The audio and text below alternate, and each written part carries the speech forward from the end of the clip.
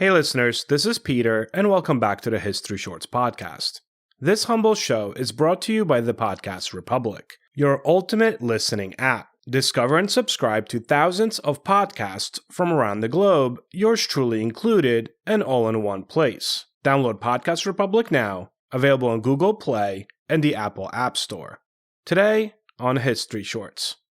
Cleopatra VII, the last pharaoh of the Ptolemaic dynasty, has captivated historians and the public alike for centuries. Her life and reign steeped in intrigue, political ambition, and legendary romance. Her own story, however, is inseparable from the fates of her own children, whose lives and deaths are enshrouded in both historical record as well as mystery. Cleopatra bore 4 children, each fathered by prominent Roman figures. Ptolemy XV, popularly known as Caesarion, fathered by Julius Caesar, and then the twins Alexander Helios and Cleopatra Selene II, along with Ptolemy, by Mark Antony. The fates of these children, set against the violent collapse of the Ptolemaic kingdom and the consolidation of Roman power under Octavian, or later Augustus, offers a glimpse, albeit small, into dynastic strategies and imperial politics, as well as into the precarious position of royal heirs in the ancient Mediterranean world. And here is the rest of that story. Yesterday, December 7th, 1941. It's one small step for man, one giant leap for mankind. Mr. Gorbachev, tear down this wall. Let's start with Caesarion, born in 47 BCE in Alexandria. He represented the continuation of both the Ptolemaic dynasty and the political ambitions of Julius Caesar in Egypt. Cleopatra actively promoted Caesarion as co-regent and potential successor, styling him as Ptolemy XV and associating him with both her own royal lineage and the authority of Rome. Ancient sources, including the historian Cassius Dio and the biographer Plutarch, emphasize Cleopatra's very careful cultivation of Caesarion's image, both within Alexandria and in the broader diplomatic context. Coins and statuary from the period depict the boy alongside his mother, reinforcing the visual narrative of dynastic continuity. Yet, Caesarion's existence also posed a direct threat to Octavian, Julius Caesar's adopted heir, who claimed primacy over Rome and its client territories. The child's status as the biological son of Caesar became politically untenable once Cleopatra and Mark Antony were defeated at the Battle of Actium in 31 BCE. And Octavian's consolidation of power made the elimination of potential rivals a priority. Historical sources suggest that Caesarion met his end shortly after Octavian's capture of Alexandria in 30 BCE, though details remain very imprecise. According to Dio, the boy was executed on Octavian's orders, ostensibly to prevent any future claim to Julius Caesar's legacy and to remove the possibility of a Ptolemaic resurgence. Ancient narratives describe him as approximately 17 years old at the time of his death, though some accounts hint at him not dying at all, and at attempts by Cleopatra's supporters to conceal him or smuggle him out of Egypt. Regardless, Caesarion's death symbolized the definite termination of Ptolemaic line's political ambitions and thus symbolized the ruthlessness of Roman imperial consolidation.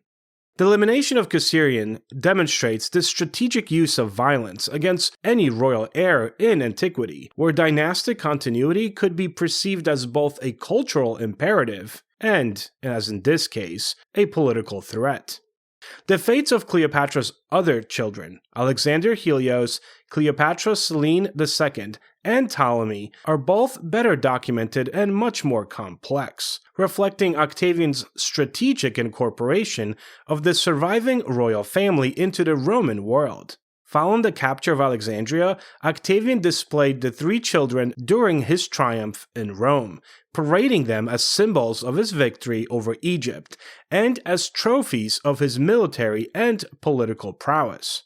Ancient accounts note the striking visual effect of presenting these royal youths, often clad in ceremonial attire, emphasizing the contrast between their former sovereign status and their new subjugation to Roman authority. This public display served a dual purpose, reinforcing Octavian's legitimacy and dominance, while also demonstrating the futility of resistance against any Roman power. It was a calculated performance, in which the children became instruments of political propaganda. Now, unlike Caesarion, the children by Mark Antony were spared execution, reflecting Octavian's more nuanced approach toward Antony's surviving lineage, and perhaps a desire to manage Roman public perception. Cleopatra Selene II, the twin daughter, eventually married Juba II, king of Mauritania, in an arrangement orchestrated by Octavian himself. This marriage both secured a client kingdom under Roman influence and provided a measure of security for Cleopatra Selene, who would continue the Ptolemaic line, albeit outside Egypt. Coins from Mauritania depicting Selene and Juba attest to her royal presence and influence, demonstrating how former dynastic heirs could be integrated into the broader Roman imperial order.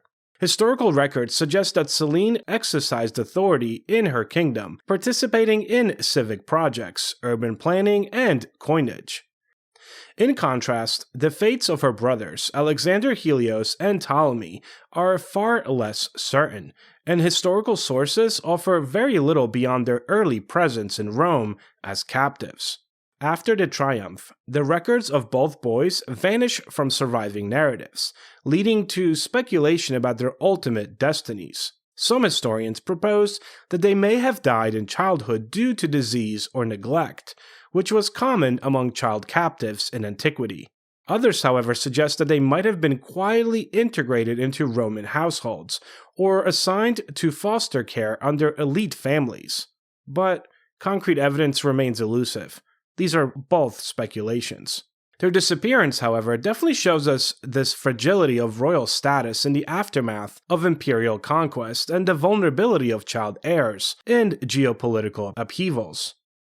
In contrast to Cleopatra Selene's survival and integration into the client kingdom, the unknown fates of her brothers exemplify the precariousness of dynastic children caught between conquest and assimilation. This historical ambiguity surrounding Alexander, Helios, and Ptolemy, as you might have imagined, has also contributed to their presence in legend, myth, and later historiography. Writers and commentators in the Roman world occasionally hinted at these lost heirs or potential claimants to power, feeding a tradition of speculation that persisted well into the early modern period. This uncertainty, combined with the dramatic circumstance of their capture, allowed their stories to be embellished or even romanticized, reinforcing Cleopatra's enduring narrative as both a brilliant monarch and a tragic figure whose lineage was imperiled by imperial politics. The elimination of Caesarion and the absorption of the Antony-Cleopatra children into Roman spheres of influence also demonstrate the strategic calculus employed by Octavian, later Augustus. Dynastic heirs were valuable both as symbols and as instruments of policy, whether to legitimize territorial claims or secure alliances, or serve as public reminders of conquest. In the case of Cleopatra Selene, her marriage to Juba II effectively extended Roman influence into North Africa, while preserving a trace of Ptolemaic legitimacy through her own person. On the other hand, the execution of Caesarion eliminated any potential rival claimant, cementing Octavian's unchallenged authority over Rome and its provinces, and thus highlighting the interplay of pragmatism, symbolism, and ruthlessness that characterized the politics of imperial succession and the treatment of royal children. Hopefully today's episode has inspired you to seek out and learn more about this subject. For answers to questions, sources for today's episode, to leave a comment, or check out upcoming guest announcements, visit www.historyshortspodcast.com or look for History Shorts Podcast on Facebook and X. Stay curious, and I will talk to you all tomorrow.